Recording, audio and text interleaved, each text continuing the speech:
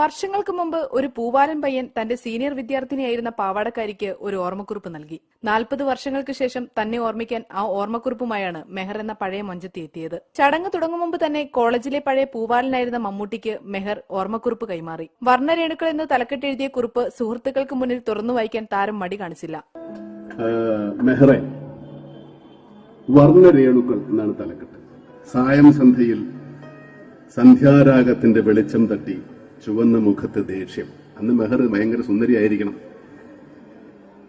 ആ സൗന്ദര്യം അവിടെ ഉടലെക്കുന്നു, അത് ഇവിടെ തന്നെ അസ്തമിക്കുകയാണ്.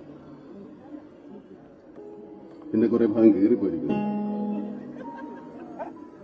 താഴെ കാണുന്നതാണ് എന്റെ വിലാസം. കല്യാണത്തിന് എന്നെ ക്ഷണിക്കണം.